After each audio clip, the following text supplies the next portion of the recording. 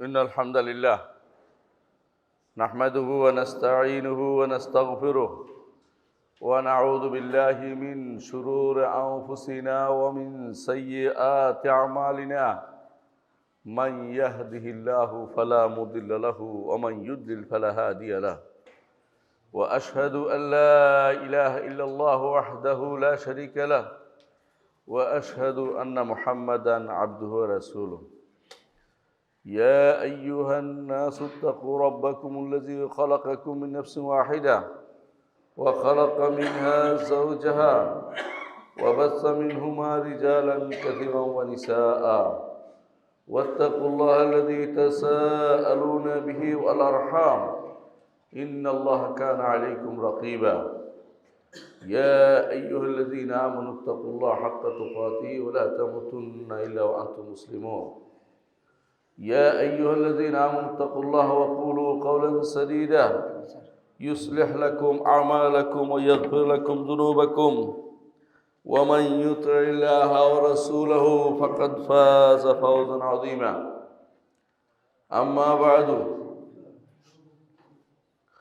فإن أصدق الحديث كتاب الله وخير الهدي هدي محمد صلى الله عليه وسلم وشر الأمور محدثاتها وكل محدثة بدعة وكل بدعة ضلالة وكل ضلالة في النار أيها الناس اتقوا الله فإن الله عز وجل أمركم بالتحلي بالتقوى وهذا أمر للأولين والآخرين فمن اتقى الله عز وجل يدخل الجنة قال الله عز وجل تلك الجنة التي نورث من عبادنا من كان تقيا ومن يتق الله عز وجل يجعل له مخرجا قال الله عز وجل ومن يتق الله يجعل له مخرجا ويرزقه من حيث لا يحتسب সম্মানিত মুসলিয়ান کرام আমাদের প্রত্যেক উপর ফরজ হচ্ছে আল্লাহর তাকওয়া অবলম্বন করা যেই তাকওয়া অবলম্বন করলে আমরা আল্লাহর জান্নাত পেয়ে ধন্য হতে পারব মুত্তাকি না হওয়া পর্যন্ত কেউ জান্নাতে যেতে পারবে না যাবতীয় পাপ পঙ্কিলতা যাবতীয় শিরিক যাবতীয় কুফর যাবতীয় নিফাক যাবতীয় বেদাত যাবতীয় গুনাহ থেকে যতক্ষণ পর্যন্ত আপনার শরীর মুক্ত না হচ্ছে আল্লাহর জান্নাতে যাওয়ার সুযোগ আপনি পাবেন না এমনকি পরস্পর হিংসার বিদ্বেষ যদি থাকে সেটাও আপনি জান্নাতে যাওয়ার আগে রেখে যেতে হবে কান্তরার জায়গাতে এর অর্থ হচ্ছে জান্নাত পবিত্র জায়গা সেখানে শুধু তারাই যাবে যারা পবিত্র যারা নিজের ঈমানকে সঠিক করতে পেরেছে আকীদা বিশ্বাসকে শুদ্ধ করতে পেরেছে যারা বেদাত থেকে দূরে থেকেছে তারাই শুধুমাত্র জান্নাতে যেতে পারবে যদি এগুলি কোনো কিছু হয়ে যায় তওবা করে আল্লাহ ক্ষমা করবেন আর আল্লাহ তাআলা কিছু মানুষকে ক্ষমা করে দিবেন তার একান্ত দয়া কিছু মানুষকে ক্ষমা করবেন সুপারিশের কারণে বিভিন্ন কারণে তিনি হাসরের দিন ক্ষমা করবেন কিন্তু ক্ষমা না করে গুনাহ নিয়ে জান্নাতে যাওয়ার কোনো সুযোগ নেই এজন্য আমাদের প্রত্যেকের উচিত বেশি বেশি করে তওবা করা বেশি বেশি করে তওবা করা মুহাম্মদুর রাসূলুল্লাহ সাল্লাল্লাহু আলাইহি ওয়াসাল্লাম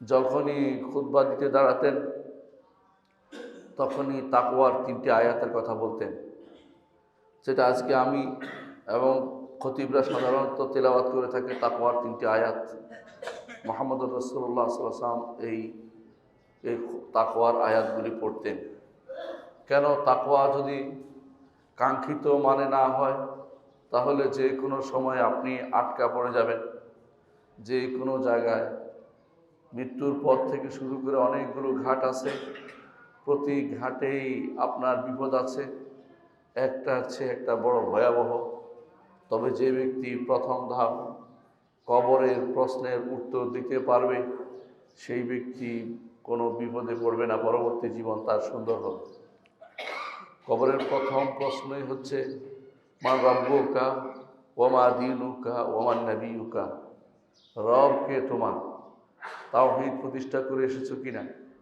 তোমার অন্তরে তাওহীদ ছিল কিনা, এটা তুমি এখন ঘোষণা করবে। দুনিয়ার বুকে কেউ তাওহীদের উপর না থাকলে কবরে গেলে বলতে পারবে না রব্বি আল্লাহ, আমার রব আল্লাহ বলতে পারবে না। আর বাকি দুটি প্রশ্ন হচ্ছে, তোমার দিন কি ছিল আর তোমার নবী কে ছিলেন। দিন কি ছিল, আর দিন শব্দের অর্থ হচ্ছে আল্লাহ যা দিয়েছেন সেটা তুমি মেনে চলেছো কিনা। দিন দান অর্থ হচ্ছে মেনে নেয়া। তুমি কোন জিনিস মেনে কবরে এসে উপস্থিত হয়েছ।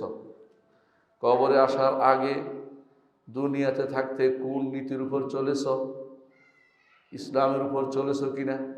যদি ইসলামের উপর চলে থাকে তাহলে সে ব্যক্তি প্রশ্নের উত্তর দিতে পারবে।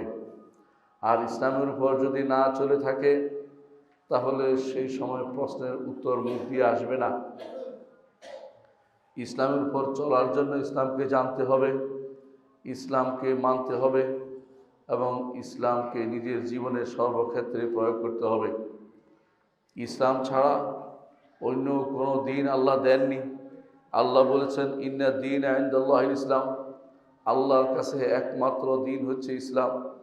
আল্লাহ তাআলা আরও বলেছেন ওয়ামান ইয়াবতাগি গায়রাল ইসলামি দীনান ফালান ইউকবালা মিনহু, যে কেউ ইসলাম ছাড়া অন্য কোনো দিন চাইবে তার থেকে সেটা গ্রহণ করা হবে না। ওয়া হুয়া ফিল আখিরাতি মিনাল খাসিরিন, আখিরাতে সে ক্ষতিগ্রস্তদের অন্তর্ভুক্ত হবে। ইসলামকে আল্লাহ তাআলা পূর্ণ করে দিয়েছেন। আল্লাহ তাআলা বলছেন আল-ইয়াউমা আকমালতু লাকুম দীনাকুম ওয়া আতমামতু আলাইকুম নি'মাতি ওয়া রাদিতু লাকুমুল ইসলাম দীনা। আজকের দিনে তোমাদের দিনকে পূর্ণ করে দিলাম, তোমাদের জন্য আমার নিয়ামতকেও পরিপূর্ণ করলাম এবং ইসলামকে দিন হিসেবে দিয়ে আল্লাহ সন্তুষ্ট হয়েছেন। ইসলাম ছাড়া অন্য কোনো মতবাদের অনুসরণ করা যাবে না, অন্য কোনো মতবাদকে ইসলামের ভিতরে অনুপ্রবেশ করানো যাবে না। মুসলিম মানেই স্বয়ং সম্পূর্ণ তার কোরআন এবং সুন্নাহর মধ্যে সে সমস্ত সমাধান পাবে। যে কেউ মনে করবে কোরআনে কোনো প্রশ্নের সমাধান নাই অথবা হাদিসে কোনো প্রশ্নের সমাধান নাই, কোরআন এবং সুন্নাহর মধ্যে সমাধান নাই, সেই ব্যক্তি এখনও মুসলিম হইতে পারে নাই। কারণ মুসলিম হওয়ার জন্য শর্তই হচ্ছে এটা যে পরিপূর্ণভাবে ইসলামে প্রবেশ করতে হবে। আল্লাহ তাআলা বলছেন উদখুলু ফিস-সিলমি কাফা, পরিপূর্ণভাবে ইসলামে প্রবেশ করো।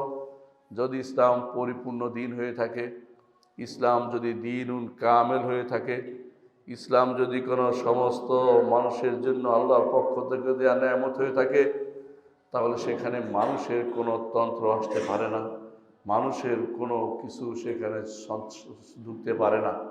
যে কেউ মনে করবে আমি আমার কিছু ইসলামের ভিতরে প্রবেশ করে ইসলামকে পূর্ণতা দিচ্ছি, সেই ব্যক্তি ভয়াবহ বিভ্রান্তি লিপ্ত। সেই ব্যক্তি কখনো কাফের হয়ে যাবে, কখনো ফাসিক হয়ে যাবে, কখনো বড় ধরনের বিভ্রান্তি লিপ্ত হবে। সম্মানিত মুসলিয়ানে কেরাম, আমরা সব সময় শুনে থাকি খতিব সাহেব বলেন খায়রুল হাদিয়ে হাদিউ মুহাম্মাদিন সাল্লাল্লাহু আলাইহি ওয়াসাল্লাম, উত্তম আদর্শ হচ্ছে মুহাম্মদ সাল্লাল্লাহু আলাইহি ওয়াসাল্লাম আদর্শ। দুনিয়ার বুকে অনেকেই অনেক আদর্শ নিয়ে আসে, কিন্তু আমার নবীর আদর্শ হচ্ছে উত্তম আদর্শ, কেউ দিতে পারবে না। আমার নবী যে আদর্শ দিয়েছেন সেটাই উত্তম। তার আদর্শ শুধু ইবাদতে নয়, তার আদর্শ শুধু পারিবারিক জীবনে নয়, তার আদর্শ শুধু বাজারে নয়, শুধু রাষ্ট্র নয়, প্রত্যেকটি জায়গাতে আমার নবীর আদর্শ রয়েছে।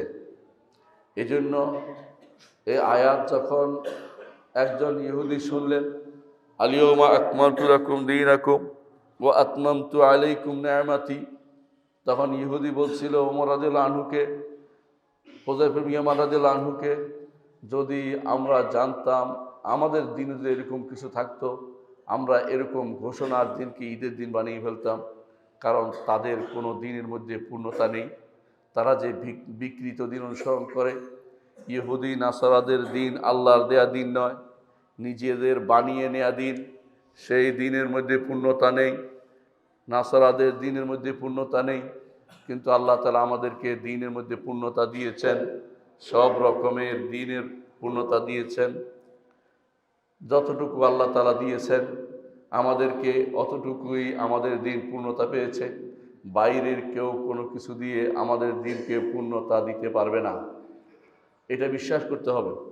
এই জন্য যখনই বলি খায়রুল হাদি হাদিউ মুহাম্মাদিন সাল্লাল্লাহু আলাইহি ওয়াসাল্লাম, উত্তম আদর্শ হচ্ছে মুহাম্মদ সাল্লাল্লাহু আলাইহি ওয়াসাল্লাম। আদর্শের অর্থ হচ্ছে দুনিয়ার কোনো কেউ আমাদের আদর্শ নয়, আমাদের আদর্শ হচ্ছে মুহাম্মদুর রাসূলুল্লাহ সাল্লাল্লাহু আলাইহি ওয়াসাল্লাম।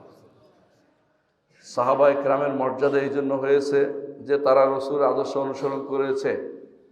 তাবেঈদের মর্যাদা এই জন্য হয়েছে যে তারা সাহাবায়ে কেরামের ওই আদর্শ অনুসরণ করেছে যেটা মুহাম্মদুর রাসূলুল্লাহ সাল্লাল্লাহু আলাইহি ওয়াসাল্লামের তার সাল্লাল্লাহু আলাইহি ওয়াসাল্লামের অনুসরণ তারা করেছে, যেটাতে যুগে যুগে ইমামরা তারাই পরিপূর্ণ আদর্শের অধিকারী হয়েছেন যারা মুহাম্মদুর রাসূলুল্লাহ সাল্লাল্লাহু আলাইহি ওয়াসাল্লামকে পূর্ণভাবে অনুসরণ করেছেন। যে যতটুকু রাসূলকে অনুসরণ করবে ততটুকুই তিনি দুনিয়ার বুকে সম্মানিত হবেন, কারণ তিনি হচ্ছেন আদর্শ দিক থেকে সেরা। এর বাইরে যত মানুষ নতুন কিছু আবিষ্কার করবে ততই বিভ্রান্তি নিয়ে আসবে। মুহাম্মদুর রাসূলুল্লাহ সাল্লাল্লাহু আলাইহি ওয়াসাল্লাম বলেছেন, মান আহদাসা ফি আমরিনা হাযা মা লাইসা মিনহু ফাহুয়া রাদ্দুন, যে কেউ আমাদের দ্বীনের মধ্যে যা নেই তা নতুন করে প্রবিষ্ট করাবে সেটা তার উপর নিক্ষিপ্ত হবে, সেটা গ্রহণযোগ্য হবে না। তিনি আরও বলেছেন, মান আমিলা আমালান লাইসা আলাইহি আমরুনা ফাহুয়া রাদ্দুন, যে কেউ এমন কোনো কাজ করবে যার উপর আমাদের আদর্শের কোনো কিছু নাই, সেটা তার উপর নিক্ষিপ্ত হবে, সেটা কখনো গ্রহণযোগ্য হবে না। মুহাম্মদুর রাসূলুল্লাহ সাল্লাল্লাহু আলাইহি ওয়াসাল্লাম আরও বলেছেন, ইয়াকুম ওয়া মুহদাসাতিল উমুর, তোমরা বেঁচে থাকো যাবতীয় নতুন কিছু থেকে। নতুন কিছু বলতে সব নতুনই, দ্বীনের মধ্যে কোনো কিছু প্রবিষ্ট করানোর সুযোগ নেই। দ্বীনের মধ্যে নতুন করে কোনো কিছু প্রবেশ করানোর সুযোগ নেই। যারাই সেটা করবে রসুলের এই নির্দেশকে অমান্য করবে। রসুল বলেছেন, ইয়াকুম ওয়া মুহদাসাতিল উমুর, সাবধান তোমরা এই বানোয়া নতুন জিনিস থেকে বেঁচে থাকবে। বা ইন্না কুল্লা মুহদাসাতিন বিদআহ, নতুন প্রতিটি জিনিসেই বেদাত। ওয়া কুল্লা বিদআতিন দালালা, আর প্রতিটি বেদাতই পথভ্রষ্টতা। ওয়া কুল্লা দালালাতিন ফিন্নার, আর প্রতিটি পথভ্রষ্টতাই জাহান্নামের। সুতরাং একজন ঈমানদার সব সময় খুঁজবে আল্লাহর রাস্তা কোনটা, নবীর পথ কোনটা, মানুষে কি আবিষ্কার করলো, মানুষের দ্বীনের মধ্যে কি প্রবেশ করালো, সেটা তারা কোনোভাবেই অনুসরণ করতে পারে না।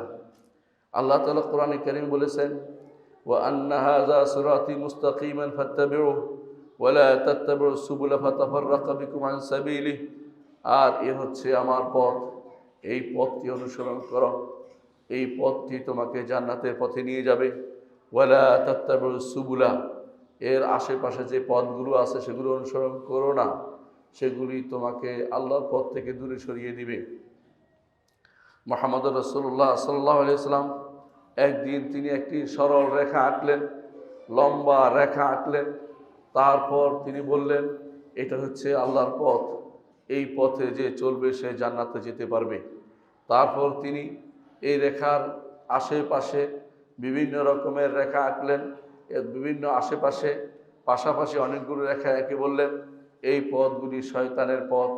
এই প্রতিটি পথের সামনে, এই প্রতিটি রেখার সামনে তিনি বললেন একটা পথ, এই পথগুলোতে শয়তান বসে আছে। ঈমানদার বান্দা যখন আল্লাহর পথের দিকে রওনা হয় তখন তার পাশে শয়তান প্রতিটি পথ থেকে ডাকতে থাকে, হালুম্মু ইলাইয়া, আমার দিকে আসো, আমার দিকে আসো, আমার দিকে আসো। এইভাবে সে ডাকতে থাকে। একটা পথ পার হলে আরেকটা পথে ঢুকে পড়ে, আরেকটা পথ পার হলে আরেকটা পথে ঢুকে পড়ে। পুরো জীবনটা ঈমানদার পরীক্ষায় নিবেদিত থাকে, সেই জন্য আল্লাহর পথ ছাড়া অন্য কোনো পথে না যায়, কারণ বিভিন্ন পথ তাকে বিভ্রান্তি তৈরি করে দিবে। এই বিভিন্ন পথ থেকে বাঁচার জন্যই প্রতিদিন আমরা একটা পথের অনুসারী হওয়ার দোয়া করি। আমরা যখন বলি ইহদিনাস সিরাতাল মুস্তাকিম, হে আল্লাহ আমাকে সরল সঠিক পথটি দিন, এর অর্থ হচ্ছে ওই পথে যাব না যেই পথে তার ক্রোধ আছে, যেই পথে পথভ্রষ্টরা চলেছে। ক্রোধ আছে ইহুদিরা, নাসারারা পথভ্রষ্টতার মধ্যে আছে, উভয়ের প্রতি আল্লাহর গজব এবং আল্লাহর ইকাব শাস্তি আছে। এরা পথভ্রষ্ট, এরা চিরস্থায়ী জাহান্নামী, কারণ তারা আল্লাহর পথে চলতে পারেনি। দুনিয়ার বুকে এখনো যদি কোনো কেউ এরকম নতুন কোনো পথ আবিষ্কার করে যেটা আল্লাহর পথ নয়, ওই পথে চললে হয় পথভ্রষ্ট হবে, না হয় আল্লাহর ক্রোধের ভিতরে পড়বে। এই জন্য প্রতি মুহূর্ত আমাদের দরকার বলা ইহদিনাস সিরাতাল মুস্তাকিম। এই প্রতি মুহূর্ত এই জিনিসটাকে ঠিক রাখার জন্য আমরা সবসময় বলি, ইয়া হাইয়ু ইয়া কাইয়্যুম বিরহমাতিকা আস্তাগীথ আসলিহ লি শা'নি কুল্লাহ ওয়ালা তাকিলনি ইলা নাফসি তারফাত আইন। হে চিরঞ্জীব, হে সর্বসত্তার ধারক, আপনার রহমতের কাছে আশ্রয় চাচ্ছি। আমাদের উপর ন্যস্ত করবেন না। ক্ষণিকের জন্য আপনি যেভাবে আপনি আমাদের দায়িত্ব নেন, আপনার পথে আমাদেরকে পরিচালিত করুন। ইমানদার আল্লাহর পরে ইমান আনার পরে ইসলামের বাইরে চিন্তা করতে পারে না। যা কিছু হয় বলতে হবে ইসলামে আছে কি না। যদি শুনতে পায় ইসলামে নাই, সেটা সে গ্রহণ করতে পারে না। যারা ইসলামের বাইরের জিনিস নিয়ে এসেছে তারা তো নতুন শরীয়ত প্রবর্তন করে। আল্লাহ তাআলা বলছেন, আম লাহুম শুরাকা শারাউ লাহুম মিনাদ-দীন মা লাম ইয়া'যাম বিহিল্লাহ। তাদের কি কোনো শরীক আছে যে আল্লাহর দ্বীনের মধ্যে আল্লাহর অনুমতি ব্যতীত নতুন কিছু প্রবর্তন করবে? যদি কেউ এমন কিছু করে অবশ্যই সে পথভ্রষ্ট হতে থাকবে। এই জন্য মুহাম্মদুর রাসূলুল্লাহ সাল্লাল্লাহু আলাইহি ওয়াসাল্লাম সাবধান করেছেন আমাদেরকে। তিনি বলেছেন, একদিন তিনি দীর্ঘ খুতবা দিলেন, দীর্ঘ ভাষণ দিলেন। আরবাদ ইবনে সারিয়ার জন্য বর্ণিত হাদিসে এসেছে, সাহাবায়ে কেরাম বললেন, ইয়া রাসূলুল্লাহ, আপনি যেন আমাদেরকে বিদায়ী ভাষণ দিলেন, আপনি কি আমাদেরকে নসিহত করবেন? রাসূলুল্লাহ সাল্লাল্লাহু আলাইহি ওয়াসাল্লাম তিনি নসিহত করলেন, বললেন, আমি দুনিয়া থেকে চলে যাওয়ার পরে তোমরা অনেক দিন হয়তো বাঁচবে, তারপর তোমরা দেখতে পাবে ফাসাইয়ারা ইখতিলাফান কাসীরা, অনেক মতভেদ দেখতে পাবে। রাসূলুল্লাহ সাল্লাল্লাহু আলাইহি ওয়াসাল্লাম তখন বললেন, এই অবস্থায় তোমরা কি অনুসরণ করবে? আলাইকুম বিসুন্নতি ওয়া সুন্নাতুল খুলাফায়ে রাশিদিন আল মাহদিয়িন আদ্দু আলাইহা বিন নওয়াজিজ। তোমরা আমার সুন্নতকে আঁকড়ে ধরবে, আমার আদর্শকে আঁকড়ে ধরবে, আমার খলিফায়ে রাশেদদের আদর্শকে আঁকড়ে ধরবে। সাবধান, ইয়াকুম ওয়া মুহদাসাতিল উমুর, নতুন দ্বীনের মধ্যে যারা নতুন কিছু প্রবিষ্ট করায় সেখান থেকে তোমরা বেঁচে থাকবে, সেগুলি তোমরা অনুসরণ করো না। আরেক হাদিসে রাসূলুল্লাহ সাল্লাল্লাহু আলাইহি ওয়াসাল্লাম বলেছেন, আমার উম্মত ৭৩ ভাগে বিভক্ত হবে, ৭২ ভাগ জাহান্নামে যাবে, একটি শুধুমাত্র জান্নাতে যাবে। সাহাবায়ে কেরাম বললেন, ইয়া রাসূলুল্লাহ, সেই জান্নাতে যাওয়ার একটি জান্নাতে যাবে, সেই জান্নাতে যাওয়ার এই ফেরকাটি কোনটি? রাসূলুল্লাহ সাল্লাল্লাহু আলাইহি ওয়াসাল্লাম বললেন, মা আনা আলাইহি ইয়াওমা আসহাবি, যার উপর আজকে আমি আছি এবং আমার সাহাবীরা আছে। এর অর্থ হচ্ছে জান্নাতে যেতে হলে নবীর পথ এবং সাহাবীদের পথের কোনো বিকল্প নেই। সাহাবায়ে কেরাম হচ্ছে আমাদের জন্য জান্নাতে যাওয়ার আদর্শ এবং রসুলকে মানার জন্য আয়না স্বরূপ। রসুলকে কিভাবে মানতে হবে আমার আল্লাহ সেটা বলে দিয়েছেন সাহাবায়ে কেরামের মতো করে মানতে। তিনি বলেছেন, ফা ইন আমানু বিমিসলি মা আমানতুম বিহি ফাকাদ ইহতাদাও, যদি তারা ঈমান আনে যেভাবে তোমরা ঈমান এনেছ তাহলে তারা হেদায়েত প্রাপ্ত হবে। সাহাবায়ে কেরাম যখনই শুনতেন মুহাম্মদুর রাসূলুল্লাহ সাল্লাল্লাহু আলাইহি ওয়াসাল্লাম একটি হাদিস, তখনই তারা অন্য সব কিছু পরিত্যাগ করে হাদিসের দিকে ফিরে আসতেন। এটা হচ্ছে সাহাবায়ে কেরাম আদর্শ। তারা মনে করতেন আল্লাহ রাসূল সাল্লাল্লাহু আলাইহি ওয়াসাল্লাম যা যা করেছেন, যা যা বলেছেন, যা যা অনুমোদন করেছেন, তার বাইরে কোনো দিন থাকতে পারে না। তারা এই জন্য বলতেন, সালফে সালেহীন এই জন্য বলতেন যে সুন্নাহ হচ্ছে সাফিনাতুন নূহ, নূহের কিস্তি হচ্ছে সুন্নাহ। অর্থাৎ যে ব্যক্তি সুন্নাহ অনুসরণ করে সে শুধুমাত্র নাজাত পাবে, আর যে ব্যক্তি বেদাত অনুসরণ করবে সেই ব্যক্তি পথভ্রষ্ট হবে, ডুবে মরবে। আমার আপনার এই জন্য দিন পূর্ণ হয়ে গেছে, নতুন করে কোনো কিছু ঢুকানোর প্রয়োজন নেই। আব্দুল্লাহ ইবনে মাসউদ রাদিয়াল্লাহু আনহু বলতেন, ইত্তাবিউ ওয়া লা তাবতাদিউ, তোমরা অনুসরণ করো, বেদাত করো না। ফাকাদ কুফিতুম, যথেষ্ট হয়ে গেছে। অর্থাৎ তোমাদেরকে যথেষ্ট করে দেয়া হয়েছে, তোমাদেরকে যা দেয়া হয়েছে তা যথেষ্ট। নতুন করে দ্বীনের জন্য কিছু বাড়াতে তোমরা পারবে না। বলতে পারেন বেদাত হলে কি ক্ষতি? বেদাত হলে ক্ষতি হচ্ছে বেদাত করলে সেটা আল্লাহর দরবারে সেটা যাবে না। দলিল হচ্ছে মুহাম্মদ রাসূলুল্লাহ সাল্লাল্লাহু আলাইহি ওয়াসাল্লাম বলেছেন, মান আহদাসা ফি আমরিনা হাদা মা লাইসা মিনহু ফাহুয়া রাদ্দুন।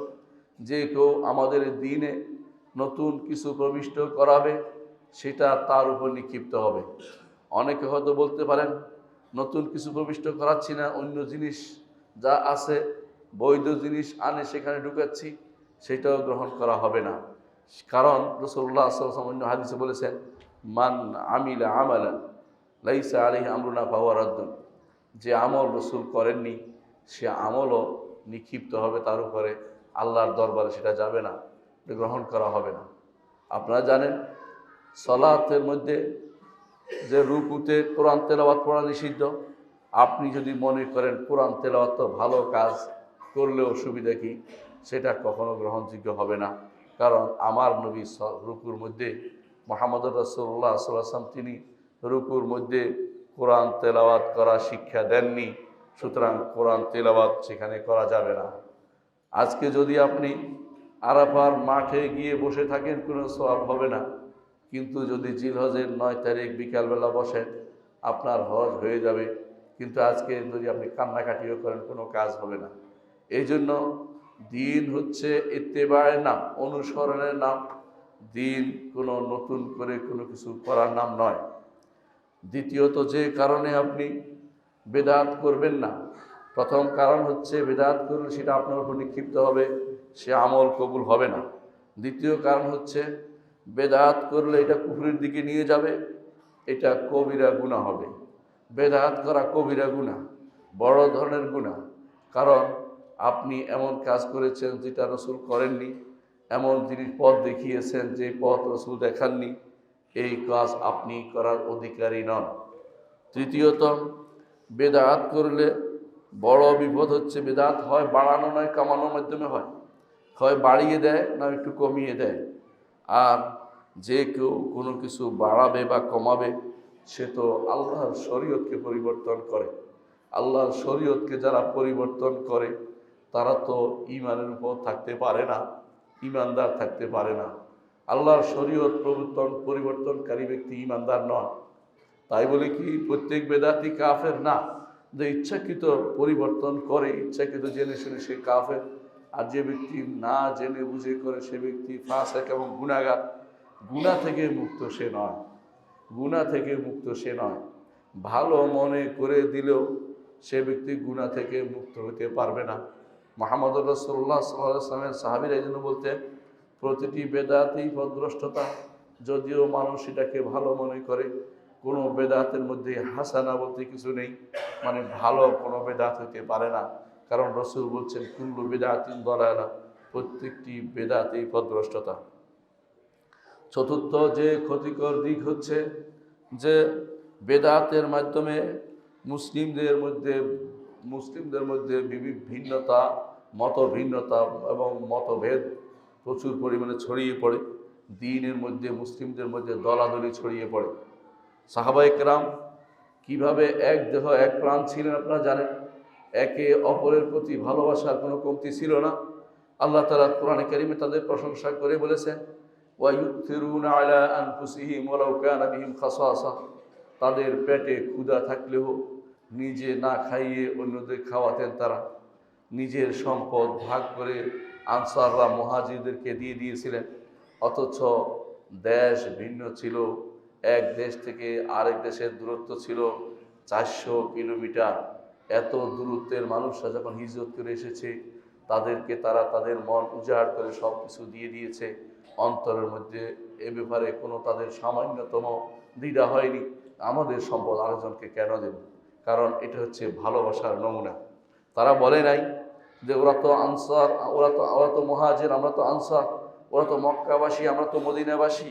ওরা তো অমুক দেশের, আমরা তো অমুক দেশের। ওরা তো এই করে, আমরা ওই করি। আমাদের মধ্যে তাদের মধ্যে বিশাল পার্থক্য, সাংস্কৃতিক পার্থক্য, ভাষাগত পার্থক্য, অমুক পার্থক্য কিছুই বলে নাই। কারণ তারা জানে ইসলামের কারণে যাবতীয় পার্থক্য ঘুচে যাবে। মুসলিম মানেই হচ্ছে সমস্ত পার্থক্য তার কাছে আর থাকতে পারে না। কিন্তু যখনই মুসলিমরা বিভিন্নভাবে বিভ্রান্ত হয়েছে, বিভিন্ন নতুন নতুন পদ পদবি আবিষ্কার করেছে, কেউ দলীয় পরিচয় নিয়েছে, কেউ দেশের পরিচয় নিয়েছে, কেউ ভাষার পরিচয় নিয়েছে, কেউ বংশীয় পরিচয় নিয়েছে, কেউ সাদা কালোর পরিচয় নিয়েছে, তখনই মুসলিমদের মধ্যে বিভেদ বেড়ে গেছে। বিশেষ করে এগুলিকে যখন তারা দ্বীনের অন্তর্ভুক্ত করে ফেলেছে, যখন তারা মনে করেছে যে আমার দল এটা করবে, যখন তারা মনে করেছে আমার গোষ্ঠী এটা করবে, তখন তারা যোগ্যতার চেয়ে নিজের দলকে প্রাধান্য দিয়েছে, নিজের মতকে প্রাধান্য দিয়েছে। এর মাধ্যমে মুসলিমদের মধ্যে যে বিচ্ছিন্নতা তৈরি হয়েছে, যখনই কেউ এরকম বিচ্ছিন্নতা তৈরি করবে, তখন এই বেদাতের ভয়াবহতা দেখা যাবে। আজ মুসলিম বিশ্বে ঘুরে দেখুন, কোথাও এক দেহ এক প্রাণ নাই। প্রত্যেকে তাকে নিজেকে নিয়ে সন্তুষ্ট। সবাই মনে করে যে আমাদের আমাদের এইটা, ওদের ওইটা। অথচ মুসলিম হওয়ার পর দরকার ছিল প্রত্যেকেই রসুলের এই আদর্শ সবাই নেয়া, এটাই ছিল দরকার ছিল। সেটা না করে প্রত্যেকেই বিভিন্ন দলে দলে মাযহাবে বিভিন্ন রকমের মতবাদে ভাগ হয়ে নিজেদেরকে তারা বিভ্রান্তিতে নিপতিত করেছে। এ থেকে তারা বেরিয়ে আসতে পারতেছে না। আল্লাহ তাআলা কোরআনে কারীমে এই জন্য নিষেধ করেছেন আমাদেরকে। তিনি বলেছেন যে ওয়ালা তানাযাউ ফাতাফশালু ওয়া তাযহাবা রিহুকুম, তোমরা পরস্পর বিবাদে লিপ্ত হইও না। ফাতাফশালু, এতে করে তোমরা হেরে যাবে এবং তোমাদের শক্তি ক্ষয় হয়ে যাবে। যারাই বেদাত করে এদের একটা পরিণতি হচ্ছে যে উম্মতকে ভাগ বাটোয়ারা করে ফেলা।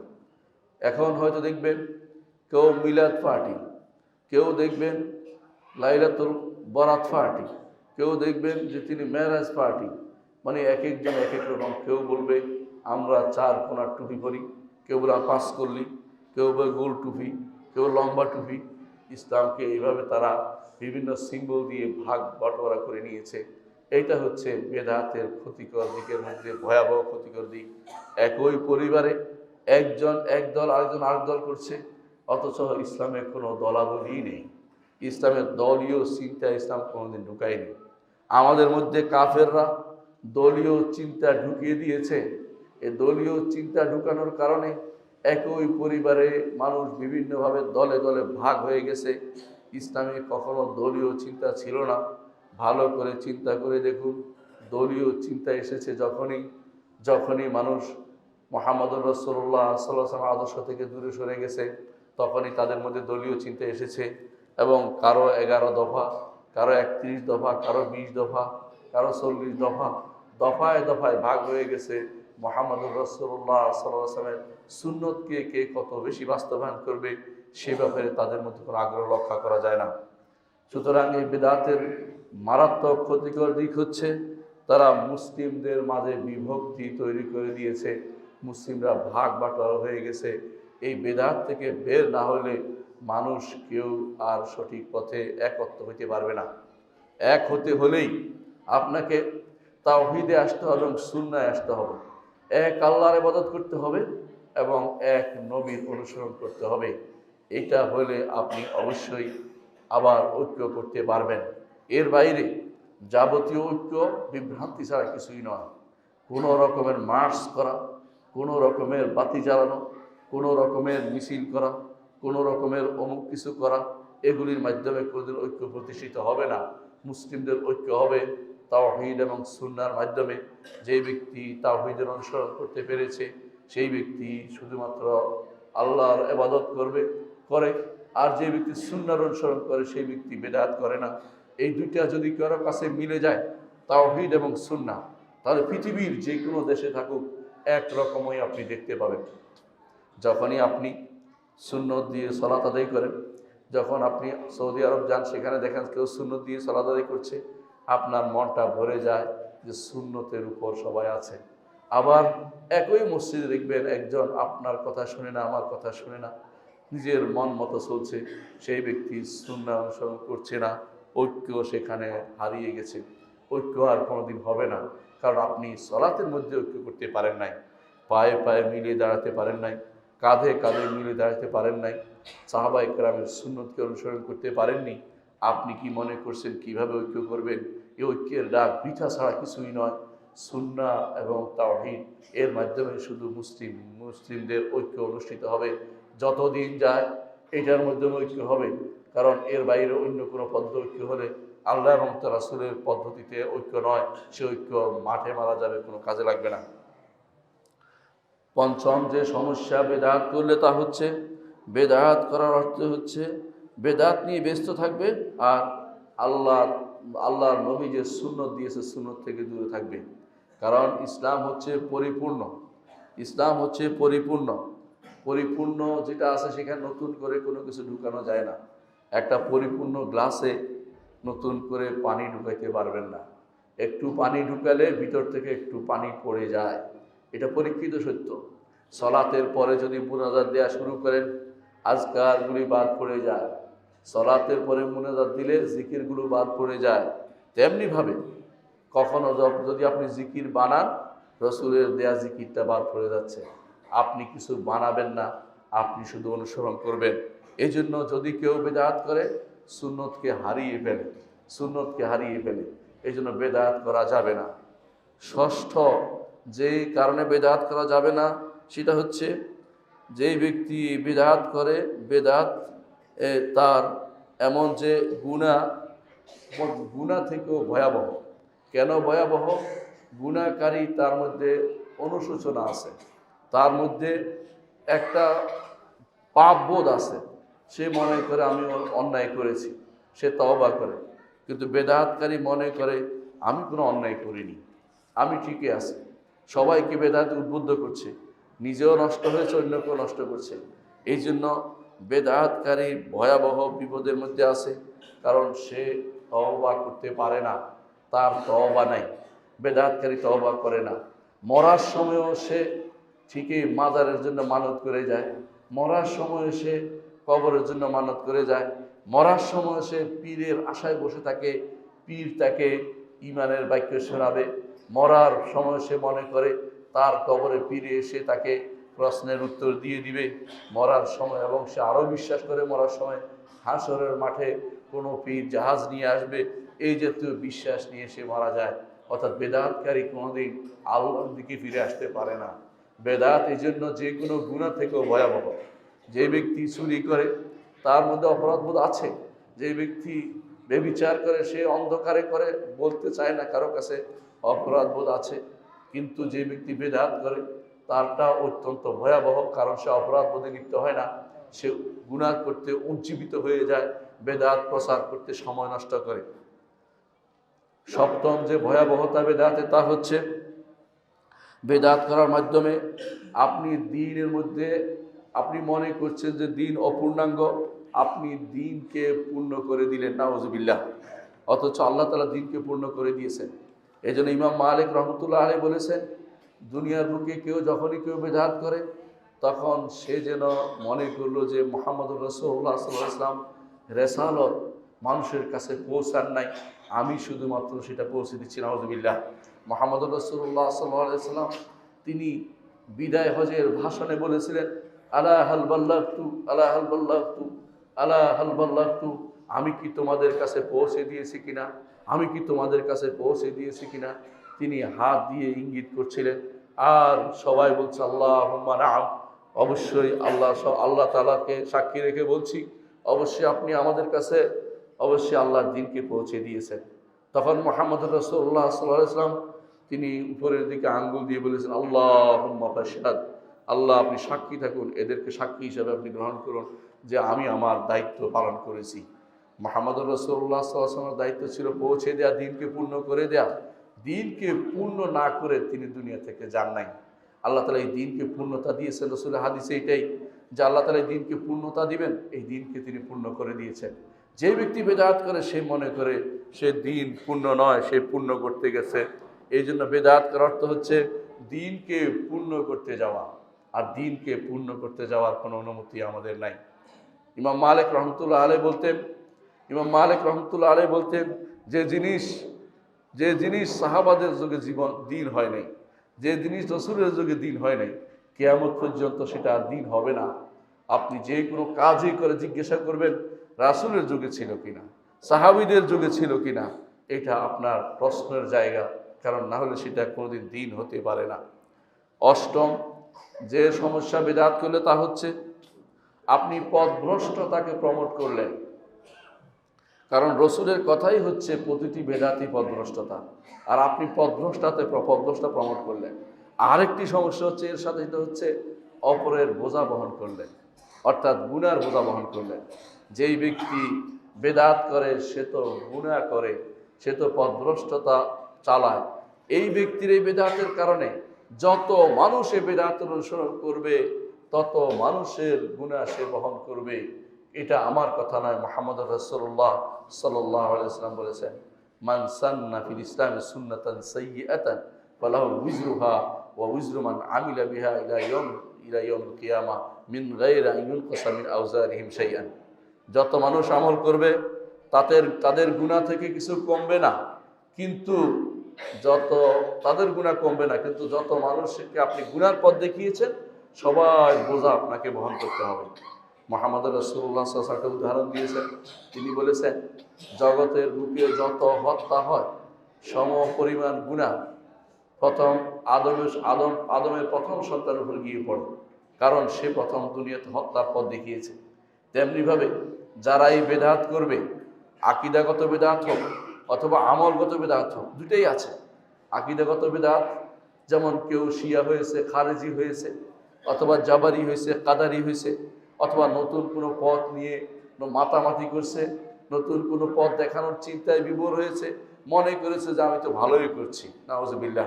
এরকম কিছু করলে সে আকীদাগত বেদাত করলে, যারা এই দলে দলে বিভক্ত হয়ে গেছে, যারা এরকম আকীদাগত বেদাত করেছে, কাফের হয়ে গেছে একটা গোষ্ঠী, আরেকটা গোষ্ঠী ফাসিক হয়ে গেছে, আরেকটা গোষ্ঠী বেদাতি হয়ে গেছে। যারাই করুক না কেন প্রত্যেকের গুনাহ সে বহন করতে হবে। এই জন্য আল্লাহ তাআলা কোরআনে কারীম বলেছেন, ফেরাউন সম্পর্কে বলেছেন, ওয়াজআলনাহুম আইম্মাতান ইয়াদউনা ইলান নার ওয়া ইয়াউমাল কিয়ামাতি লা ইউনসারুন। এরা হচ্ছে এমন গোষ্ঠী যারা জাহান্নামের দিকে আহ্বানকারী, এরা হচ্ছে জাহান্নামের দিকে আহ্বানকারী। কিয়ামত পর্যন্ত যত মানুষ ফেরাউনের নীতি চলবে তত মানুষের গুনাহ ফেরাউনের উপর যাবে, এরাও নিজেরাও গুনাহগার হবে, ফেরাউনের উপরও যাবে। এই জন্য আপনি কোনো কল্যাণের দ্বার উন্মোচন করুন, অকল্যাণ রুদ্ধ করুন। মুহাম্মদ রাসূলুল্লাহ সাল্লাল্লাহু আলাইহি ওয়াসাল্লাম বলেছেন, কুন মাফাতিহা লিল খাইরি ওয়া মাগালিকা লিশ-শারর। তুমি হও কল্যাণের দ্বার উন্মোচনকারী, অকল্যাণের দ্বার রুদ্ধকারী। আপনার দেখা দেখি কেউ যদি কোনো কবর বাধাই করে আপনি গুনাহগার হবেন। আপনার দেখা দেখি কেউ যদি কবরে নাম লেখে আপনি গুনাহগার হবেন। আপনার দেখা দেখি কেউ যদি কবরের উপরে সৌধ নির্মাণ করে আপনি গুনাহগার হবেন। আপনার দেখা দেখি কেউ যদি কোনো বেদাতি জিয়ারত, হারাম জিয়ারত, শিরকি জিয়ারত করতে যায় আপনি গুনাহগার হবেন। যারা আজ শাহজালালের মাজার পর্যন্ত জিয়ারত করতে যায় তাদের উদ্দেশ্য কখনো ভালো নয়, কারণ মাজার জিয়ারত, বাবার কবর জিয়ারত করলেই তো হয়ে যায়। ইসলামের কবর জিয়ারতের উদ্দেশ্য হচ্ছে কবরবাসীর জন্য দোয়া করা এবং রসুলের সুন্নত পালন করা এবং আখিরাতমুখী হওয়া, দুনিয়া বিমুখ হওয়া। এটা নিজের বাবার কবরের কাছে গেলেই হয়। এটা না করে যারা মাজারে যায় সফর করতে তারা অনেকগুলো হারামের মধ্যে পড়ে। যেহেতু রাসূলুল্লাহ সাল্লাল্লাহু আলাইহি ওয়াসাল্লাম তিনি কোনো 3টি মসজিদ ছাড়া আর কোথাও সফর বাঁধতে নিষেধ করেছেন, সুতরাং কেউ যদি কোনো অন্য সওয়াবের আশায় অন্য কোনো দূর দূরান্তে কোনো কবরের দিকে যায় তাহলে সেটা অবশ্যই তার জন্য বড় ধরনের গুনার কারণ হবে। আর যদি মনে করে ওখানে গেলে তার উদ্দেশ্য সিদ্ধি লাভ করবে, উদ্দেশ্য প্রাপ্তি হবে, তাহলে সে ব্যক্তি কাফের বিল্লাহিল আযীম, সরাসরি কাফের হয়ে গেছে। সে ব্যক্তি ঈমানদার নয়, সে ব্যক্তি কাফের। যদি ঈমান হারিয়ে, জান্নাত হারিয়ে আপনি দুনিয়া লাভ করে আপনার লাভটা কি? দুনিয়া যদি আপনি লাভই করলেন, দুনিয়াতে এমনি আসবে, শিরকের কারণে আসেনি, কিন্তু মাঝখানে পড়ে শয়তানের প্ররোচনায় আপনার ঈমানটা নিয়ে গেছে, শয়তান আপনার ঈমানটা নিয়ে গেছে। কিন্তু আপনার হয়তো আপনি পাশে নিয়ে করতেন, কিন্তু আপনাকে দিয়ে বড় ধরনের শিরকে নিপতিত করা হয়েছে, আপনি বুঝতেও পারেননি। এই জন্য ঈমানদার কখনো এমন কোনো কাজ করবে না যেটা সে জানে না যে কেন করছি, কারণ তার প্রতিটি কাজের হিসাব তাকে দিতে হবে। সে জানে না বললেই মাপ পেয়ে যাবে না, জানার সুযোগ আছে। এখন জানার যত সুযোগ আছে, এর পূর্বে এত সুযোগ ছিল আমি মনে করি না। এখন কেউ যদি কোনো তার হাতের মোবাইলটা অন করেই জিজ্ঞাসা করে, আপনাকে এআই পর্যন্ত সঠিক তথ্যটা দিবে। তারপরেও আপনি যদি কোনো আলেমকে জিজ্ঞাসা না করেন, শিরিক করতে দূর দূরান্তে আপনি চলে যান, আপনি যদি মনে করেন পাগলার মসজিদ আপনাকে বাঁচাবে, পাগলার মসজিদ আপনার উপকার করবে, আপনি অবশ্যই কাফের হয়ে যাবেন, আপনি ঈমানদার থাকতে পারবেন না। পাগলার নাম শুনে আপনি বড় বড় টাকা দান করছেন, আপনার ঈমান চলে গেছে, এমনকি 1 টাকা দিলেও আপনার ঈমান চলে যায়, সেটা আপনি বুঝতে পারেন। কারণ ঈমান চলে যাওয়ার মূল কথাই হচ্ছে এটা, আল্লাহ ছাড়া কারোর জন্য আপনার মনের আকুতি দিয়েছেন, মনের ভালোবাসা জমা দিয়েছেন, আশা করেছেন আল্লাহ ছাড়া অন্য কারোর কাছে, এবং ভয় করেছেন আল্লাহ ছাড়া অন্য কাউকে। সুতরাং আপনার ঈমান অত্যন্ত ভয়াবহতায় লিপ্ত রয়েছে। নবম যে কারণে আপনি বিদআত করবেন না তা হচ্ছে, যখনই বিদআত করবেন আপনি হেদায়েত থেকে মাহরুম হয়ে যাবেন। নবীদের পথ হচ্ছে হেদায়েতের পথ, নবীদের পথ হচ্ছে হেদায়েতের পথ। আল্লাহ তাআলা যদি নবী ছাড়া অন্য কাউকে পাঠিয়ে হেদায়েত দিতে পারতেন, তিনি হেদায়েত দিয়ে দিতেন।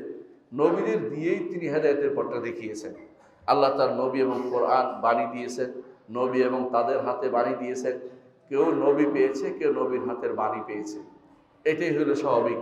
আমরা নবীকে পাই নেই, নবীর বাণীগুলি পেয়েছি, নবীর হাতে আসা আল্লাহর বাণী পেয়েছি। এর মাধ্যমে শুধু হেদায়েত লাভ করতে পারব। শুধু বিবেক দিয়ে হেদায়েত লাভ করা যাবে না। যারা শুধু বিবেক দিয়ে হেদায়েত লাভের আশায় বসে আছেন তারা বিভ্রান্ত, এরাই শুধুমাত্র বেদাতে লিপ্ত হয়। সুতরাং মনে রাখতে হবে যে বেদাত করলে আপনি হেদায়েত থেকে, হেদায়েত পথ থেকে বিচ্যুত হবেন, মাহরুম হয়ে যাবেন। বেদাত করবেন না, বেদাত করে নবীদের পথ হারিয়ে ফেলবেন। আর নবীদের পথের ব্যাপারে আল্লাহ বলে দিয়েছেন, আল্লাহ তাআলা কোরআনে কারীম বলে দিয়েছেন, ওয়া মান ইউতিল্লাহ ওয়া রাসূলহু ফাউলাইকা মা'আল্লাযীনা আন'আমা আল্লাহু আলাইহিম মিনান নাবিয়্যিন ওয়াস সিদ্দীকিন ওয়াশ শুহাদা ওয়াস সালিহিন। যারা আল্লাহ এবং তার রাসূল অনুসরণ করে তারা হাসরের দিন থাকবে নবীদের সাথে, সিদ্দিকদের সাথে, শহীদদের সাথে এবং নেককারদের সাথে। আর এই পথের বাইরে অন্য পথে চললে আপনি তো এই পথের যে পুরস্কার সেটা পাবেন না। নবীদের পথ আপনি হারিয়ে ফেলেছেন, আপনি তখন নিজের মন মতো চলতে আরম্ভ করেছেন। সুতরাং আপনি ক্ষতিগ্রস্তই হবেন। 10 নম্বর যে ক্ষতি তা হচ্ছে আখিরাতের ক্ষতি।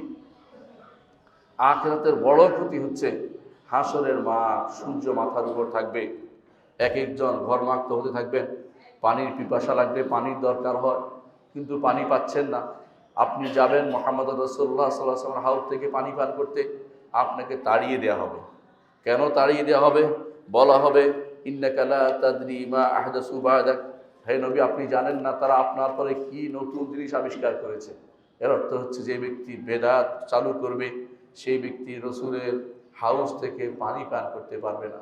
আর রসুলের হাউস থেকে পানি পান করার অর্থই হচ্ছে আর কোনোদিন পিপাসার্ত হবে না। এবং এমন মিষ্ট পানি, এমন সুগন্ধ পানি, এমন সুমিষ্ট পানি, এমন ভালো পানি জগতে নাই, আখিরাতে শুধু আছে। এই উত্তম পানি থেকে আপনি বঞ্চিত হয়ে যাচ্ছেন বেদাত করার কারণে। সুতরাং বেদাত থেকে দূরে দূরে থাকার জন্য আপনার চেষ্টা করা ওয়াজিব রয়েছে, কর্তব্য রয়েছে। বেদাত মানুষ কেন করে? বেদাত করে 1 নম্বর কারণ হচ্ছে দিন সম্পর্কে না জানার কারণে বেদাত করে। বেশিরভাগ মানুষই দিন সম্পর্কে জানে না, এই জন্য বেদাত করে। আল্লাহ তাআলা কোরআনে কারীম বলেছেন, কুল ইন্নামা হারামা রাব্বিয়াল ফাওয়াহিশা মা যাহারা মিনহা ওয়া বাতান ওয়াল ইসমা ওয়াল বাগয়া বিগাইরিল হাক্কি ওয়া আন তুশরিকু বিল্লাহি মা লাম ইউনাজিল বিহি সুলতানা ওয়া আন তাকুলু আলাল্লাহি মা লা তা'লামুন। বেদাত করার অর্থ হচ্ছে আল্লাহর উপর না জেনে কথা বলা। মানুষ দিন না জানার কারণে অনেক কিছু করে ফেলে, এরপরে আবার যদি ধরিয়ে দেওয়া হয় আবার রেগেও যায় এবং তখন উল্টাপাল্টা বকতে আরম্ভ করে। আমি আশ্চর্য হয়েছি এমন অনেক মানুষকে যারা দিনের মধ্যে কথা বলতে গিয়ে ভুল করেছে, ধরিয়ে দিলে আবার রেগেও গেছে। এটা আশ্চর্য, কারণ আখাযাতুল ইজ্জাতু বিল ইসমি, তার আত্মমর্যাদা তাকে গুনাহ করতে প্ররোচিত করেছে। আত্মমর্যাদা ওই সময় বাকি থাকে যখন শুদ্ধটা বলে দেয়, আমি ভুল করেছিলাম, এই শব্দটা, এটা ভুল শুদ্ধ হবে, এটা খুব ভালো জিনিস। কারণ মানুষ ভুল শুধরিয়ে নেওয়া ভালো, কিন্তু ভুলকে শুদ্ধ বলে এবং অপরকে ঘায়েল করার জন্য লেগে যাওয়া, এটা আল্লাহর নীতির বিরুদ্ধ। আল্লাহ তাআলা এটা কখনো পছন্দ করবেন না। এটা করলে ব্যক্তি নিজে বিতর্কিত হবে, অপমানিত হবে, এবং সেটা শুধু সময়ের অপেক্ষা মাত্র। সুতরাং বেদাত কেন করে? এক নম্বর কারণ হচ্ছে দিন সম্পর্কে না জানার জন্য মানুষ বেদাত করে। তো দিন জানার চেষ্টা করবেন। দিন জানার মাধ্যম যেমন খুতবা আছে, তেমনি মাদ্রাসাগুলি প্রতিষ্ঠা করবেন। আপনাদের প্রতিষ্ঠানগুলো কেন্দ্রিক প্রত্যেকটাতেই দিন, সঠিক দিন জানার আপনার যেন মাধ্যম থাকে, চেষ্টা করবেন। আপনার এখানে যেন সবার আগে নিজেরাই মাদ্রাসা করে ফেলবেন, ভালো উন্নত মাদ্রাসা করবেন, যাতে করে আপনার সন্তান যেন বেদাতি মাদ্রাসায় যেতে না পারে। আপনার সন্তান বেদাতি মাদ্রাসায় যাওয়ার অর্থ হচ্ছে আপনি আর সন্তানকে পাবেন না, ভবিষ্যৎ প্রজন্ম বেদাতের মধ্যে লিপ্ত হয়ে যাবে। যে কোনো মূল্যে আমার কম থাকতে পারে সামর্থ্য, কিন্তু আমার শুদ্ধতা নিতে হবে। আমি অল্প দিয়ে হলেও আমার প্রতিষ্ঠানকে জিয়ে রাখবো। প্রত্যেকে সেভাবে আপনারা এগিয়ে আসবেন, নিজেদের জন্য মাদ্রাসা প্রতিষ্ঠান করবেন, যাতে বিশুদ্ধ আকীদা ও মানহাজের দাওয়া দিতে পারেন। দয়া করে কোনোদিন বেদাতি মসজিদে, বেদাতি মাদ্রাসায় পড়াবেন না। আমার জানা মতে একজন এসে আমাকে বলল যে অমুকখানে অমুকের কথা শুনে আমার ছেলেটাকে দিয়েছি, ছেলেটা এখন বেদাতি হয়ে গেছে। লোকটা সালাফি, কিন্তু সে বেদাতিদের বাঁচতে পারে, বেদাতি তাকে, যে ওখানকার পড়ালেখা তাকে ভিন্ন পথে নিয়ে গেছে। এর অর্থ হচ্ছে এইভাবেই শিক্ষার মাধ্যমে, কুশিক্ষার মাধ্যমে মানুষ আমাদেরকে বিভ্রান্ত করা হবে। এজন্য প্রথমেই তাদের মনে বিশুদ্ধ আকীদার দাস আপনি ঢুকিয়ে দিবেন, বিশুদ্ধ পথ আপনি তাকে দেখিয়ে দিবেন। মুহাম্মদ রাসূলুল্লাহ সাল্লাল্লাহু আলাইহি ওয়াসাল্লাম বলেছেন, ইন্নাল্লাহ লা ইয়াকবুদুল ইলমা মিনান নাসি ইনতিজাআন, আল্লাহ তাআলা মানুষের থেকে ইনতিজা, জোর করে ইলম টেনে নেবেন না। ইলম কিভাবে নেবেন? আলেমদেরকে নিয়ে যাবেন, তখন মানুষ আর আলেম পাবে না। তারপর তারা জাহেলের পিছনে হাঁটবে, অথবা শোহরত বুঝেন, মানে হচ্ছে মানে প্রসিদ্ধি লাভ করেছে অমুকখানে এই বিশাল কিছু, ওখানে পাঠিয়ে দেখেন কিছু শেখানো হচ্ছে না। এই জন্য শোহরাতের পিছনে হাঁটবেন না, বরং আলেমের পিছনে হাঁটবেন যদি কেন পারেন। এলমে দিন যেখানে আছে সেটা শুনবেন। এলমে দিন যদি না থাকে, জগৎ অন্ধকার হবে। জগৎ আলোকিত হয়েছে ইমানের আলোতে, ইমানের আলো যদি নিভে যায়, জগৎ আবার অন্ধকার হয়ে যাবে। এই জন্য প্রথম যে কারণে আমাদের এই বেদাত আমাদের সমাজে প্রবেশ করে, তা হচ্ছে আমরা অনেকেই দিন জানি না। আমাদের সালাফি মানহাজের অনেক ভাইকে দেখি বিভিন্ন দলে দলে বিভক্ত, বলে আমি ওই ঘরে ছিলাম অমুক কোট গায়ে দিয়ে, এই ঘরে আসছি আমি এখন মোহাম্মদী পতাকা নিয়ে। এই জাতীয় কথাগুলি ইসলামের মধ্যে চলে না। আপনাকে সর্বাবস্থায় দ্বীনের মধ্যে প্রতিষ্ঠিত থাকতে হবে, দলাদলিতে ঢুকবেন না। ইসলাম কোনো দলের অনুমোদন করে নাই। আপনার সময় পার হয়ে যাচ্ছে না। আমরা যদি 4 কোটি আহলে হাদিস থাকি, সবাই যদি কোনো সঠিক পথের অনুসারী হই, বিশ্বাস করুন আমাদের দেখে বাংলাদেশে অনেকেই শিখবে এবং সঠিক পথে আসবে, বেশি দেরি নয়। কিন্তু সমস্যা হচ্ছে একটাই, নিজেরাই নিজেদের ঠিক রাখতে পারছি না, নিজেরাই দলে দলে বিভক্ত হয়ে যাচ্ছি, নিজেরাই বিভিন্ন আবেগে আক্রান্ত হয়ে যাচ্ছি, আবেগ দিয়ে পরিচালিত হয়ে যাচ্ছি। আবেগ নয়, দিন হচ্ছে ইলমের নাম, দিন হচ্ছে দলিলের নাম। আবেগ দিয়ে চলা যাবে না, এটা মনে রাখতেই হবে। দ্বিতীয় যেই কারণে দেখা যায় মানুষ বেদাতে লিপ্ত হয়, তা হচ্ছে প্রবৃত্তির অনুসরণ করে। প্রতিটি মানুষের ভিতরেই 2টা শত্রু আছে, একটা হচ্ছে প্রবৃত্তি, একটা হচ্ছে সন্দেহ। কেউ সন্দেহের অনুসরণ করে, কেউ প্রবৃত্তির অনুসরণ করে। এই 2টাই শয়তানের অস্ত্র।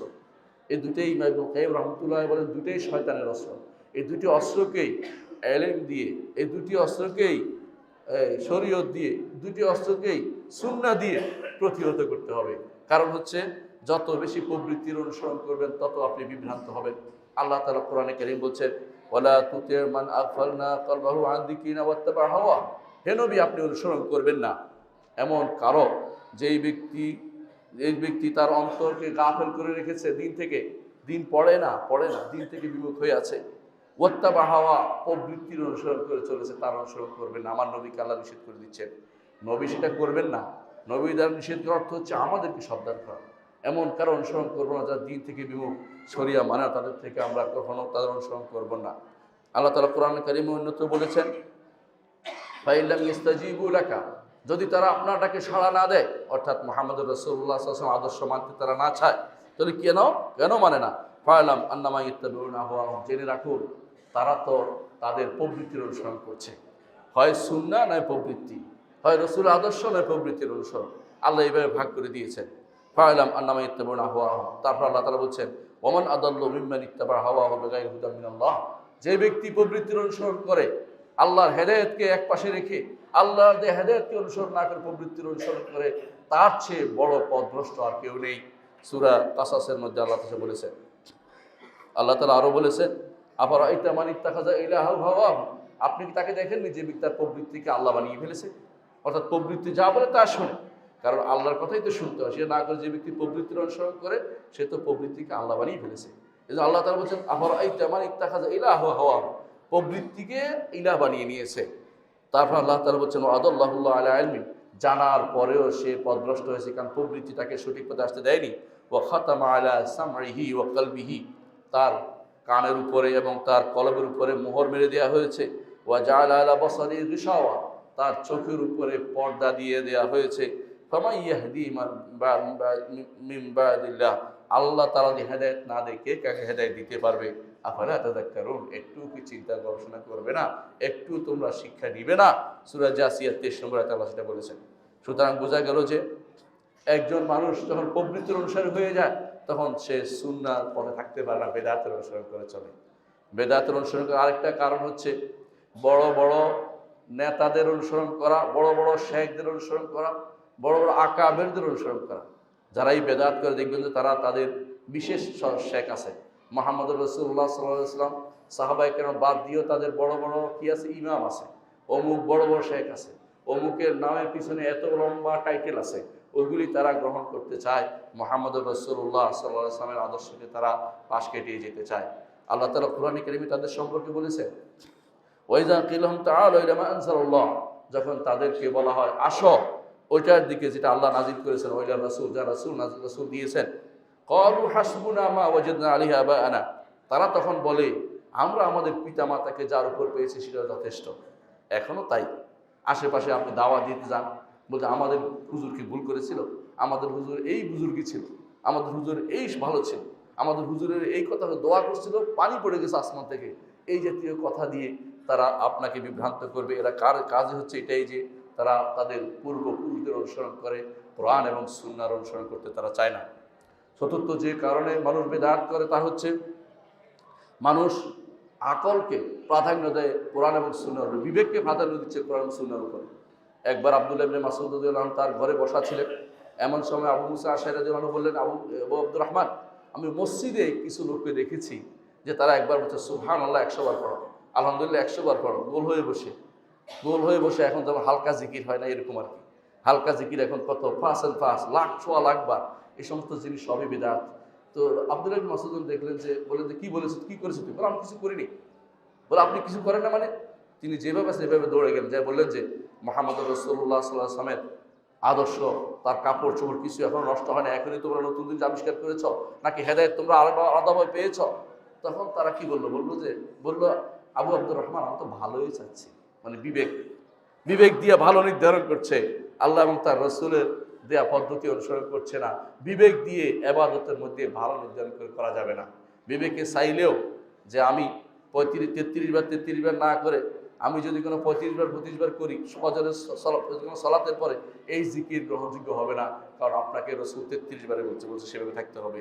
বিবেকে যদি কোনো বলে আমি একটা রাউন্ড ফিগার বলি, তাও হবে না, কারণ বিবেক দিয়ে শরীয়ত নির্ধারিত হয়নি, শরীয়ত নির্ধারিত হয়েছে কোরআন এবং সুন্নাহ দিয়ে।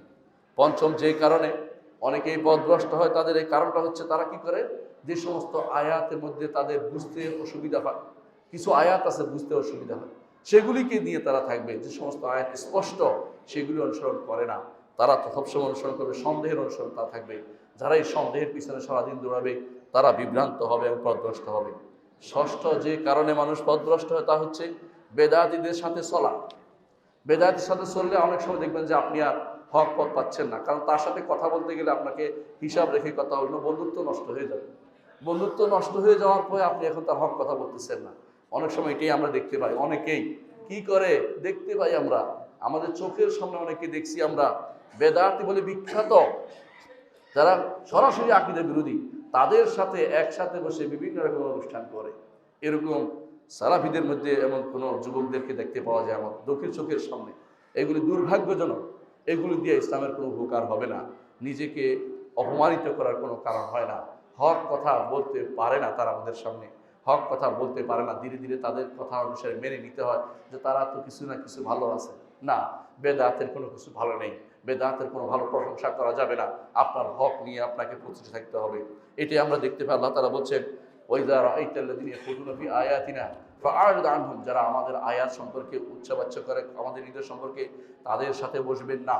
আল্লাহ নিষেধ করে দিয়েছেন তার নবীকে নিষেধ করার অর্থ হচ্ছে যারা এরকম বেদাতি বা এরকম কিছু পথভ্রষ্ট আছে এদের সাথে আপনার বসার কোনো সুযোগ নেই। আপনার বসার জায়গা হচ্ছে ইমানদারের সাথে, ইমানদার যারা সহিহ আকীদা ও মানহাজ তাদের সাথে আপনি বসবেন। সপ্তম সেই কারণে মানুষ বেদাতি লিপ্ত হয় তা হচ্ছে বানোয়াট হাদিস। দেখবেন হাদিস এমন বানোয়াট হাদিস দিয়ে আপনাকে বিভ্রান্ত করছে, দুর্বল হাদিস এগুলির মধ্যে থাকার কারণে মানুষ বেদাতে লিপ্ত হচ্ছে। যদি বানোয়াট হাদিসগুলি আপনি জানতেন, এলেম থাকতো, আপনি বুঝতেন যে বানোয়াট হাদিস দিচ্ছে এই লোকে, তখন আপনি প্রতিবাদ করতে পারতেন তোমার হাদিসটা তো শুদ্ধ নয়। এইভাবে প্রতিবাদ না করতে পারলে সাহসের সাথে দিন টিকে থাকবে না।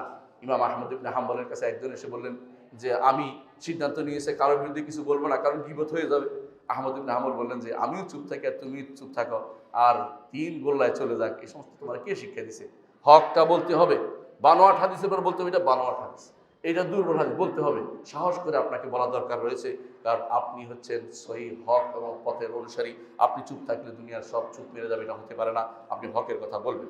অষ্টম যে কারণে মানুষ বেদাতে লিপ্ত হয়ে পথভ্রষ্ট দিকে চলে যাচ্ছে সেটা হচ্ছে দ্বীনের মধ্যে বাড়াবাড়ি। দ্বীনের মধ্যে বাড়াবাড়ি, মনে করেন আমি ভালো কাজ করতেছি। অনেকে দেখবেন তিনজন রসুলের কাছে আসছে রসুল আবাদত শোনার জন্য। তিনজন শুনে মনে করলো যে খুব কমই তো রসুল আবাদত করে। তারপর তারা নিজেরা চিন্তা করলো যে রসুল তো আল্লাহ সব গুনাহ মাফ করে দিচ্ছেন, এই জন্য কম করে, আমরা একেবারে বিশাল বিশাল কাম করবো। একজন বললো আমি বিয়ে করবো না, একজন বললো বিয়ে করবে না, একজন বললো আমি সারা বছর রোজা রাখবো, আর তোমার সারা রাত ধরে আবাদত করবো। মানে এক একজন এক এক পদ্ধতি আবিষ্কার করেছে। রাসূলুল্লাহ সাল্লাল্লাহু আলাইহি ওয়াসাল্লাম শুনে এসে বললেন যে শোনো, তোমরা তো একথা বলেছিলে? বলে হ্যাঁ একথা বলেছিলাম। বলে শোনো, আমি বিয়েও করেছি, আমি ঘুমাই, আমি আবাদত করি, আমি রোজা রাখি ভাঙিও, তো তুমি যে পদ্ধতি এটা আমার আদর্শ নয়, আমার আদর্শ নয়। যে কেউ আমার আদর্শ থেকে মুখ ফিরিয়ে থাকবে সে আমার দলভুক্ত হতে পারবে না। বেশি আবাদত করলেই ভালো নয়। বেশি আবাদত করছে খারেজিরা। রসুল বলেছেন যে এদের আবাদতের কাছে তোমাদের আবাদত তুচ্ছ মনে হবে, কিন্তু বেশি আবাদত করতে হবে না, সুন্নাহ মোতাবেক সঠিক আবাদত করতে হবে। এটা হচ্ছে আল্লাহ রসুলের নির্দেশনা। নবম যেই কারণে বেশিরভাগ মানুষ পথভ্রষ্ট হচ্ছে এবং বেদাতে লিপ্ত হচ্ছে তা হচ্ছে তারা সলফে সালেহীন সম্পর্কে ভালো ধারণা পোষণ করে না। তারা মনে করছে তারা বোধহয় এত কিছু করে নাই, তাদের জীবনী সম্পর্কে জানে না বলেই তারা পথভ্রষ্টতায় লিপ্ত হচ্ছে। সালাফদের ব্যাপারে বেশি করে জানতে হবে। আমাদের সালাফ কারা? আমাদের সালাফ হচ্ছে সাহাবায়ে কেরাম এবং তাদের সুন্দর অনুসারী। যত মানুষ আজ পর্যন্ত আসবে সবাই আমাদের সালাফ, কারণ সবাই হচ্ছে এই সুন্দর সালাফি পথের অনুসারী। সাহাবায়ে কেরামের পথের বাইরে অন্য কোনো পথ দিয়ে কেউ নবীর অনুসরণ করতে পারবে না। সুতরাং সেই পথটাকে যখন খারাপ ধারণা পোষণ করে সে পথ সম্পর্কে, তখনই মানুষ বেদাতে লিপ্ত হয়। দশম এবং সর্বশেষ সেটা হচ্ছে মানুষের মধ্যে যে অনেকেই বেদাত করে কি জন্য মনে করে এই পদ্ধতিতে মানে আল্লাহর সাহায্য সম্পর্কে খারাপ ধারণা চলে আসে। কিরকম? আল্লাহ তাআলা তার দ্বীনকে সাহায্য করেছেন, বিভিন্নভাবে সাহায্য করেছেন। কিভাবে? কোরআন এবং সুন্নাহ যারা অনুসরণ তাদের দিয়ে। অনেকের মাঝে মনে হতে পারে আপনার এই পথ অনুসরণ করলে কোন দিন আমরা আল্লাহ রাজত্ব দেখবো, কোন দিন আমরা দিন কায়েম করব। নতুন পদ্ধতি একটা বানাইলে বোধহয় আমরা তাড়াতাড়ি এই পথে যেতে পারবো। অনেকেই মনে করছেন এটা আল্লাহর সাহায্যকে সুদূর পরাহত মনে করছেন, কিন্তু এটা ভুল। আল্লাহ তাআলা বলছেন ওয়ালা ইয়ানসুরুল্লাহু মান ইয়ানসুর, যারা আল্লাহর দ্বীনকে সাহায্য করবে আল্লাহ তাদের সাহায্য করবে। কোনোদিন আল্লাহর দ্বীনকে সাহায্য করার ভিতরে যে আপনি ক্ষমতায়ও যান তাহলে আল্লাহর দ্বীন প্রতিষ্ঠিত হবে না, সেখানে আপনার মন মতো একটা জিনিস প্রতিষ্ঠিত হবে। এই জন্য আপনাকে সব সময় মনে রাখতে হবে আমি আল্লাহর দ্বীনের জন্য যতক্ষণ ডিপুটি না হচ্ছি, আল্লাহর দ্বীনের জন্য যতক্ষণ পর্যন্ত আমি ফেদা না হচ্ছি, আমি নিজের মন মতো পদ্ধতি যদি চলি, আমি কোনোদিন দ্বীনের কোনো উপকার করতে পারবো না। এটা আমার নিজের প্রবৃত্তির অনুসরণ ছাড়া কিছুই হবে না। আল্লাহ আমাদেরকে বোঝার তৌফিক দান করুন। আল্লাহ আমাদেরকে যা কিছু শুনি তা থেকে উপকৃত হওয়ার তৌফিক দিন। আকুলু কাওলি হাযা ওয়া আস্তাগফিরুল্লাহ লি ওয়া লাকুম ওয়া লিসাইরিল মুসলিমিন ওয়াস্তাগফিরুহু ইন্নাহু হুয়াল গফুরুর রহিম।